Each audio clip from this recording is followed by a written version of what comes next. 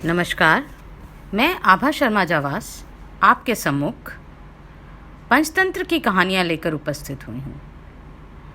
नाई का ज्ञान गई कई भिक्षुओं की जान।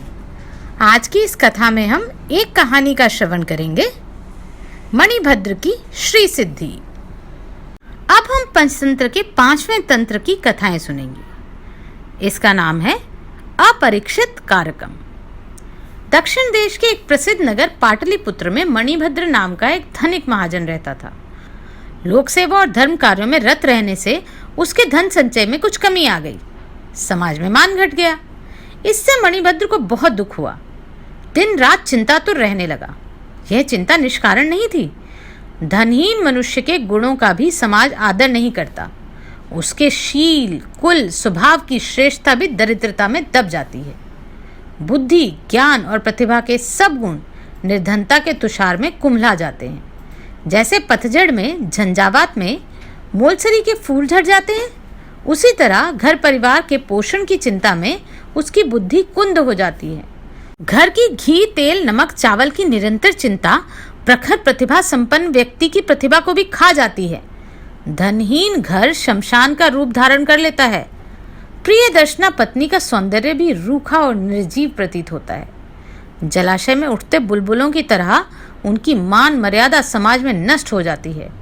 निर्धनता की इन भयानक कल्पनाओं से मणिभद्र का दिल कांप उठा। उसने सोचा, इस अपमानपूर्ण जीवन से मृत्यु अच्छी है। इन्हीं विचारों में डूबा हुआ था कि उसे नींद आ गई। नींद में उसने एक स्वप्न देखा। स्वप्न में पद्मनिधि ने एक भिक्षु की वेशभूषा में उसे दर्शन दिए और कहा कि वैराग्य छोड़ दे। तेरे पूर्वजों ने मेरा भरपूर आदर किया था, इसलिए मैं कल तेरे घर आया हूँ। कल सुबह फिर इसी वेश में तेरे पास आऊँगा। उस समय तू मुझे लाठी की चोट से मार डालना। तब मैं मरकर स्वर्णमय हो जाऊंगा। यह स्वर्ण तेरी गरीबी को हमेशा के लिए मिटा देगा। सुबह उठने पर मणिभद्र इस स्वप्न की सार्थकता के संबंध में सोच ही रहा था कि उसके मन में विचित्र शंकाएं उठने लगी। ना जाने यह स्वप्न सत्य था या असत्य, यह संभव है या असंभव। इन्हीं विचारों में उसका मन डावाडोल हो रहा था। हर समय धन की चिंता के कारण ही शायद उसे धन संचय का स्वप्न आया था।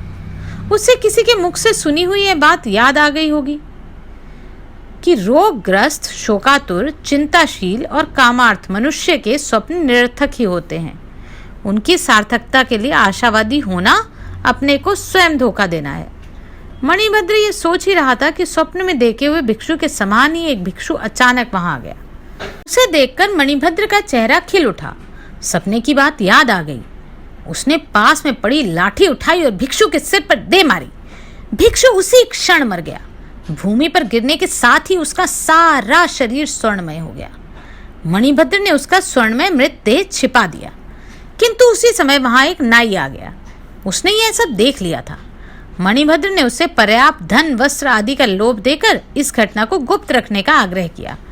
नाई ने वह बात किसी और से तो नहीं कही, किंतु धन कमाने की सरल नीति को स्वयं प्रयोग करने का निश्चय कर लिया। उसने सोचा, यदि एक भिक्षु लाठी से चोट खाकर स्वर्णमय हो सकता है तो दूसरा क्यों नहीं हो सकता। मन ही मन ठान लिया कि वह भी कल सुबह कई भिक्षुओं को स्वर्णमय बनाकर एक ही रात में मणिभद्र की तरह श्री संपन्न हो जाएगा। इसी आशा से वह रात भर सुबह की प्रतीक्षा करता रहा। एक पल भी नींद नहीं ली उसने। सुबह उठकर वह भिक्षुओं की खोज में निकला। पास ही एक भिक्षुओं का मंदिर था। मंदिर की 3 परिक्रमाएं करने के बाद अपनी मनोरथ सिद्धि के लिए भगवान से प्रार्थना की और वरदान मांगने के बाद वह मंदिर के प्रधान भिक्षु के पास गया। उसके चरणों को स्पर्श किया और उचित वंदना के साथ यह विनम्र निवेदन किया, आज की भिक्षा के लिए आप समस्त भिक्षु मेरे ही द्वार पर पधारें। प्रधान भिक्षु ने नाई से कहा, तुम शायद हमारी भिक्षा के नियमों से परिचित नहीं हो। हम उन ब्राह्मणों के समान नहीं हैं जो भोजन का निमंत्रण पाकर गृहस्थों के घर जाते हैं। हम भिक्षु हैं जो यथेच्छा से घूमते घूमते किसी भी भक्त श्रावक के घर पहुंच जाते हैं और वहां उतना ही भोजन करते हैं जितना प्राण धारण करने के लिए पर्याप्त हो। अतः हमें निमंत्रण ना दो, अपने घर जाओ। हम कभी भी किसी भी दिन तुम्हारे घर अचानक आ जाएंगे। नाई को प्रधान भिक्षु की बात से कुछ निराशा हुई, किंतु उसने नई युक्ति से काम लिया। वह बोला, मैं आपके नियमों से परिचित हूँ, किंतु मैं आपके भिक्षा के लिए नहीं बुला रहा। मेरा उद्देश्य तो आपको पुस्तक लेखन की सामग्री देना है। इस महान कार्य की सिद्धि आपके आए बिना नहीं हो सकती। प्रधान भिक्षु नाई की बात मान गया। नाई ने जल्दी से घर की राह ली। वहां जाकर उसने लाठियां तैयार कर ली और उन्हें दरवाजों के पास रख दिया। तैयारी पूरी हो जाने पर वह फिर भिक्षुओं के पास आया और उन्हें अपने घर की ओर ले चला। भिक्षु वर्ग भी धन वस्त्र के लालच से उसके पीछे पीछे चलने लगा। भिक्षुओं के मन में भी तृष्णा का निवास रहता ही है। जगत के सब प्रलोभन छोड़ने के बाद भी तृष्णा संपूर्ण रूप से नष्ट नहीं होती। उनके देह के अंगों में जीर्णता आ जाती है, बाल रूखे हो जाते हैं, दांत टूटकर गिर जाते हैं, आंख कान बूढ़े हो जाते हैं। केवल मन की तृष्णा ही है जो अंतिम श्वास तक जवान रहती है। उनकी तृष्णा ने भी उन्हें ठग लिया। नाई ने उन्हें घर के अंदर ले जाकर लाठियों से मारना शुरू कर दिया। उनमें से कुछ तो वहीं धाराशायी हो गए, कुछ का सिर फूट गया। उनका कोलाहल सुनकर लोग एकत्रित हो गए। नगर के द्वारपाल भी वहां आ पहुंचे।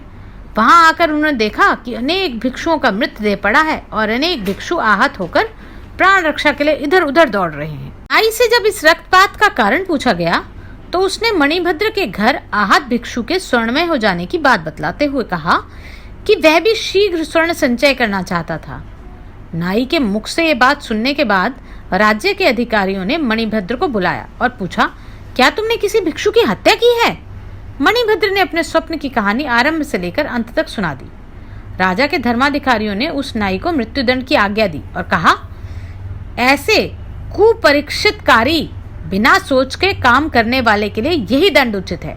मनुष्य को उचित है कि वह अच्छी तरह देखे, जाने, सुने और उचित परिणाम किए बिना कोई भी कार्य न करे, अन्यथा उसका यही परिणाम होता है जो इस कहानी में नाई का हुआ, और इससे बाद में वैसा ही संताप होता है जैसे नेवले को मारने वाली ब्राह्मणी का हुआ। मणिभद्र ने पूछा, किस ब्राह्मणी को? धर्माधिकारी ने उसके उत्तर में निम्न कथा सुनाई।